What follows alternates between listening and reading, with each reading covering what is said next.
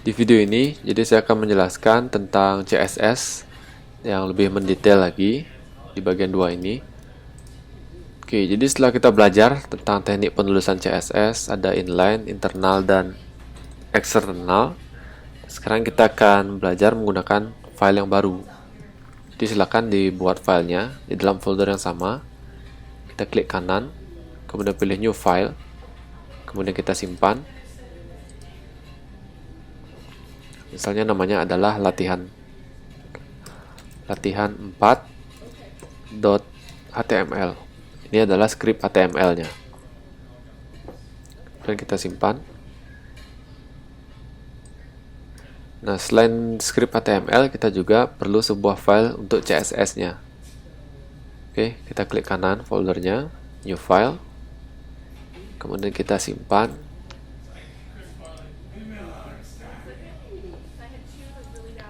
Kemudian kita isi namanya di sini. Ya, namanya bebas, tapi usahakan jangan menggunakan spasi.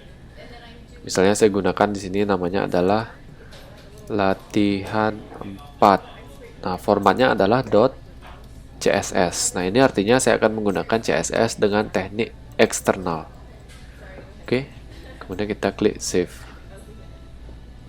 Nah, ini HTML, ini CSS-nya. Oke, kita mulai dari HTML-nya dulu.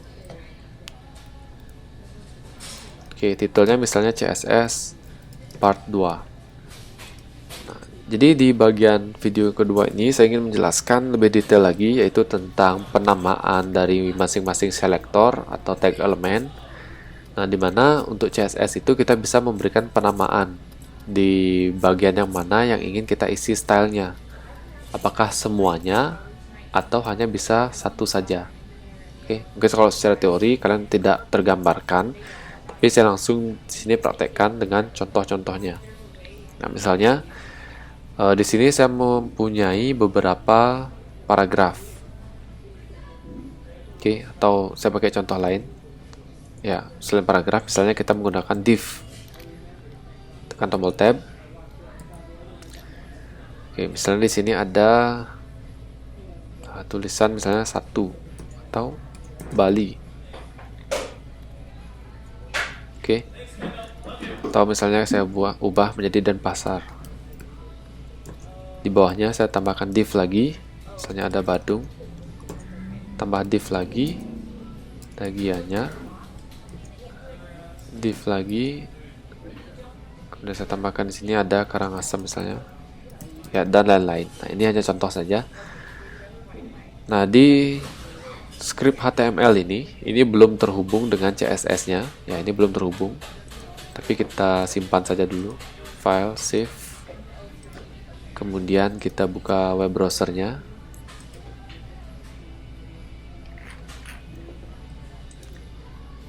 Nah, kita buka filenya, yaitu latihan 4. Klik kanan, open with. Kita buka di web browser. Nah, ini dia. Saya perbesar. Ya, ada 4 di sini tulisan dan stylenya masih belum isi. Jadi masih tulisannya masih hitam seperti biasa dengan background putih. Nah, di sini saya ingin mengisikan CSS dengan teknik yang eksternal. Nah, misalnya saya tambahkan di bawah saja, tidak masalah. Saya tambahkan di sini CSS. Ketik link. Tekan tombol tab.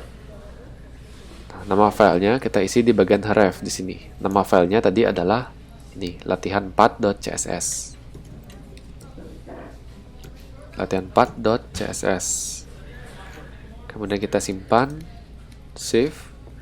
Nah, di sini kan masih kosong. Saya ingin mengisikan style untuk semua div-nya. Oke, style untuk semua div. Caranya seperti apa? Berarti saya tinggal panggil di sini selektornya atau nama tag elemennya, yaitu div. Kemudian tanda kurung kerawal buka dan tutup. Nah, misal saya ingin mengubah warna tulisannya. Oke. Jadi saya ubah di sini, tambahkan properti yaitu color. Saya ubah warna tulisannya menjadi warna orange. Oke, diakhiri dengan tanda titik koma. Nah, kalau sudah, tinggal saya simpan. File, save. Kemudian kita lihat di sini perubahannya, kita refresh. Nah, ketika kita sudah hubungkan dengan CSS dan kita tambahkan style, jadi warna tulisannya sudah berubah menjadi warna orange di sini. Oke. Nah, sekarang yang ingin saya jelaskan di video part 2 ini adalah ketika kita ingin mengubah salah satu dari selektor yang memiliki selektor sama atau tag elemen sama. Nah, ini yang saya maksud. Di sini tag elemennya kan sama semua, yaitu div. Tapi saya hanya ingin mengubah salah satu saja. Oke. Saya ingin mengubah salah satu saja. Nah, misalnya Denpasar. Yang lain kan berwarna orange. Saya ingin Denpasar ini berwarna biru. Nah, kita bisa tambahkan di sini properti yaitu ID. Oke, ID sama dengan tanda petik 2. Nah, ID-nya apa? Di sini ID-nya bebas, asal tanpa tanda spasi. Misalnya di sini adalah ID-nya ibu kota. Oke, ID-nya adalah ibu kota. Kemudian saya tekan file, save. Kita buka web browser, kita refresh. Nah, di sini memang belum terlihat karena kita belum menambahkan CSS untuk ibu kota. Nah, ketika kita sudah menambahkan properti ID di sini, yaitu ibu kota, kita bisa menambahkannya di CSS. Nah, caranya untuk ID itu diawali dengan tanda pagar atau tanda crash atau tanda sharp seperti ini. Oke, simbol tanda pagar atau hashtag. Kemudian kita ketik nama ID-nya, yaitu ibu kota. Oke. Kemudian kita tambah kurung kawal buka tutup. Nah, baru ini sama. Yang membedakan hanya di penamaan ini saja, elemennya. Jadi diawali dengan tanda hashtag atau tanda pagar. Nah, ini untuk ID. Nah, untuk style yang ingin kita tambahkan tadi adalah colornya. Kita ubah warnanya menjadi biru. Kemudian kita simpan, file, save. Kemudian kita refresh. Nah, jadi hanya Denpasar saja yang berwarna biru. Sedangkan yang lain ini berwarna orange. Oke. Nah, itu untuk ID. Jadi ID itu boleh dimiliki oleh satu saja. Oke. Ini secara teori strukturnya seperti itu. Tidak boleh ada dua tag elemen yang memiliki ID yang sama. Kalau di sini ibu kota, berarti di sini tidak boleh ada ID yang sama, yaitu ibu kota. Oke, itu secara teorinya. Tapi kalau secara praktiknya ini harus beda. Misalnya ini ibu kota 1, ini ibu kota 2, atau sebagainya. Harus berbeda. Tapi kalaupun misalnya harus menggunakan penamaan yang sama, oke, misal pun harus menggunakan penamaan yang sama, jadi bukan ID yang digunakan, tapi kelas. Misalnya kalau tadi ID-nya ibu kota, di sini kelasnya adalah kabupaten. Oke. Di kelas kabupaten. Oke. Ini saya sengaja untuk contoh dulu. Ini ada ID, yaitu ibu kota, ini 1. Kemudian ini kelas yang sama ada 2, kabupaten, yaitu Bandung, dan kabupaten, itu Gianyar. Ini Karangasemnya saya sengaja biarkan dulu ya. Ini hanya untuk contoh. Nah, untuk kelas, itu penulisan propertinya adalah seperti ini. Penulisan elemennya diawali dengan tanda titik. Oke, kalau tadi ID kan diawali dengan tanda pagar. Kalau kelas diawali dengan tanda titik. Lalu kita ketik nama kelasnya, yaitu kabupaten. Kemudian tanda kurung kawal tutup, buka tutup. Setelah itu kita akan ubah di sini colornya menjadi warna hitam. Nah, kita buat black. Jadi untuk ibu kota, ID ibu kota itu memiliki warna biru. untuk kelas kabupaten memiliki warna hitam. Nah, selain itu untuk div semuanya ini warnanya orange. Apakah sudah berhasil? Nah, sekarang kita lihat. Ini disimpan dulu scriptnya. Setelah disimpan baru kita refresh. Ini biru, hitam, hitam, ini orange. Karena ini belum memiliki ID atau belum memiliki kelas. Oke. Kalau misalnya Karangasem ini kita tambahkan dia kelas kabupaten sama seperti Badung dan Gianyar, otomatis dia akan berwarna hitam. Contohnya seperti ini. Ini kelas kabupaten kita tambahkan di Karangasem. Nah, kita simpan, save. Nah, jadi dia akan berwarna hitam juga. Oke. Nah, itu untuk penamaan atribut ID dan kelas pada CSS. Ya. Kalau misalnya namanya mau sama, seperti ini kabupaten-kabupaten, ada lebih dari satu kabupaten, itu kita pakai kelas. Kalau misalnya hanya satu saja, itu kalian boleh pakai ID. Ya, semoga bisa dipahami. Penulisan namanya juga seperti ini, tidak boleh ada spasi. Kalau spasi itu dianggap dua kelas yang berbeda. Ada kelas kabu dan ada kelas paten. Oke. Kalau dua ini artinya memiliki dua kelas yang berbeda. Nah, supaya tidak salah nantinya. Nah, seperti itu untuk penamaan ID dan kelas. Nah, sekarang misalnya kita tambah atribut baru ya. Di sini properti baru. Nah, kalau untuk kabupaten kita misalnya tambahkan margin. Oke. Margin itu apa? Nah, nanti kita lihat. Margin.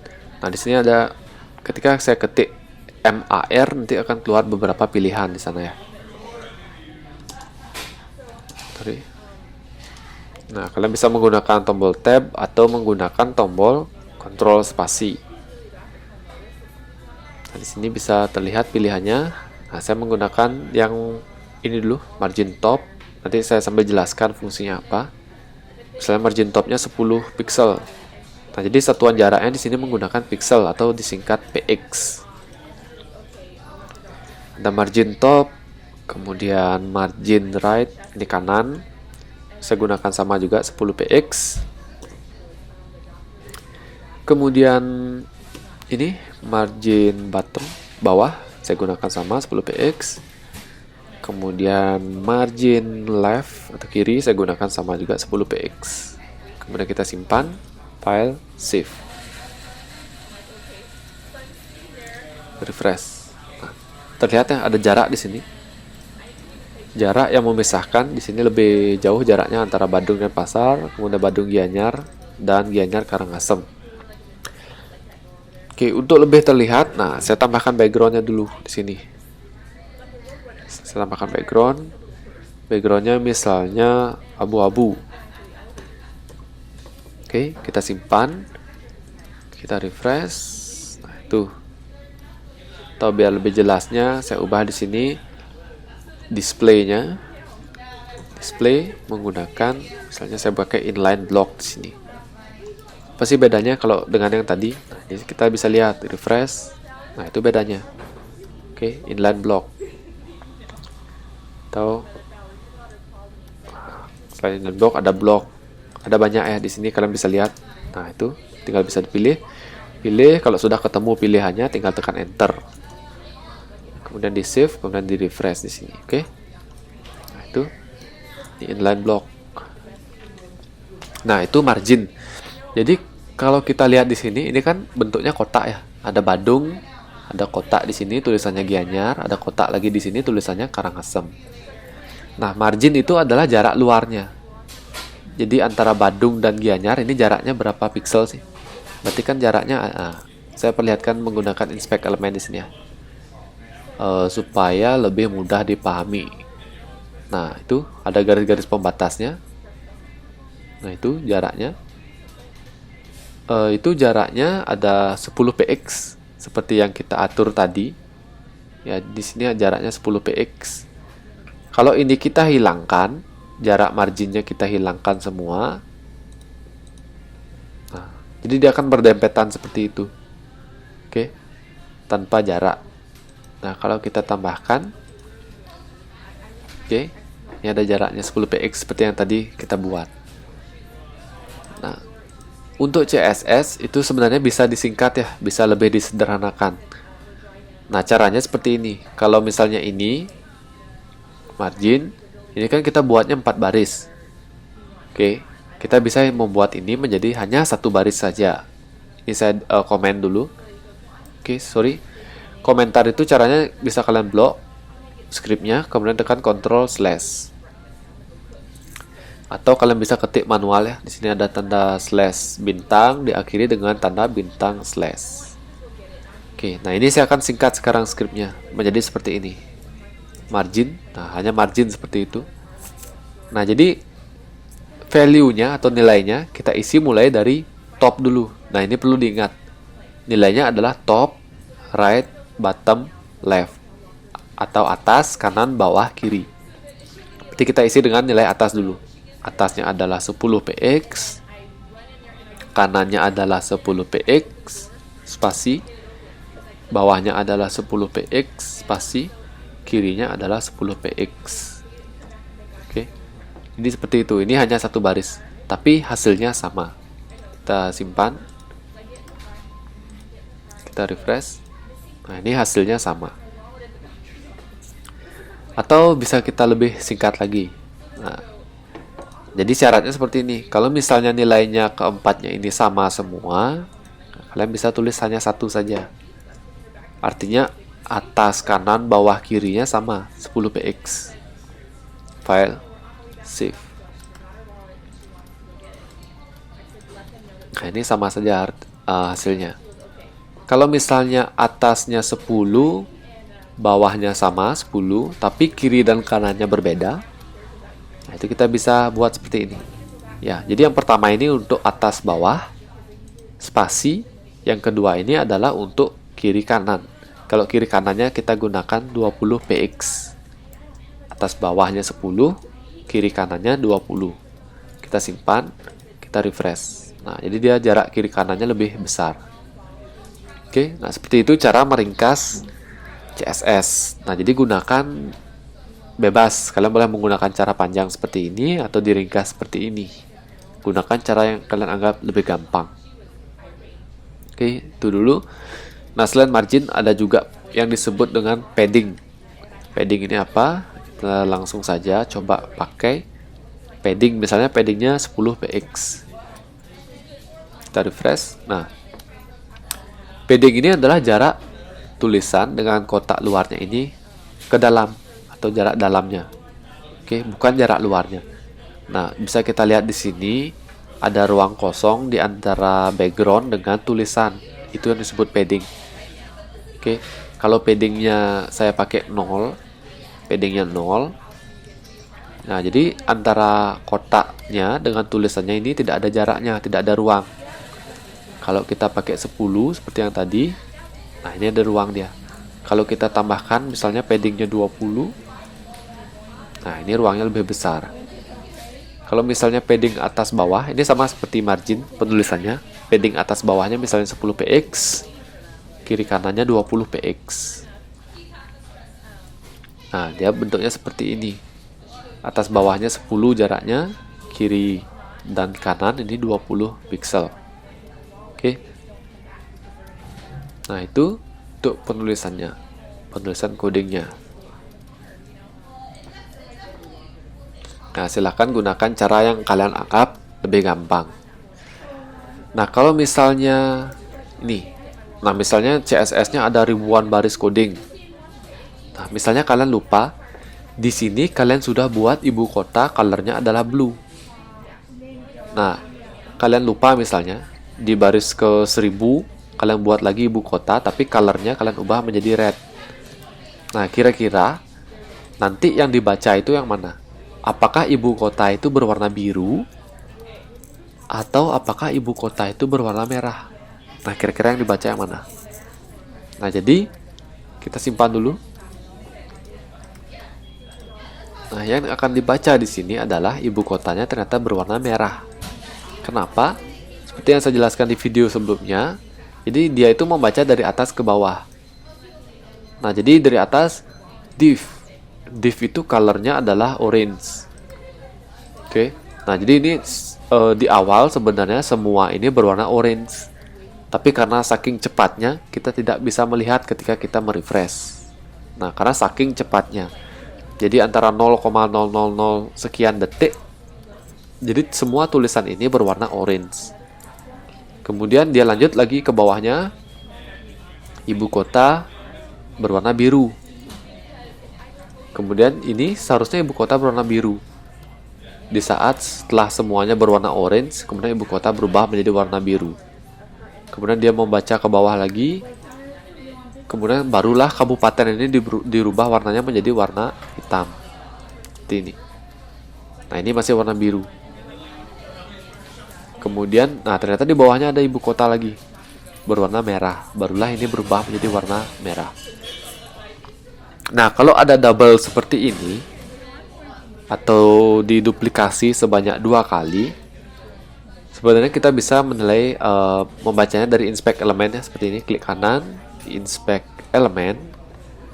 Nah, kita bisa inspect elemen yang mana saja, tinggal pilih di sini. Misalnya kita inspect di sini ibu kota. Nah, kita klik ibu kota. Nah, bisa kita lihat di sini. Oh, ternyata biru ini dicoret. Ya, birunya dicoret. Yang dipakai itu ini merah. Nah, bisa dari sana kita membaca nilai yang mana yang dipakai. Nah, itu supaya kalian tidak bingung nanti ketika ingin memberikan style. Kira-kira yang mana yang akan kalian berikan style, yang mana tidak. Kalau misalnya ada style yang sama, berarti silahkan kalian gunakan kelas. Oke. Jika ada yang ingin ditanyakan, silahkan bisa di komentar atau di grup. Kita lanjut di video berikutnya. Terima kasih.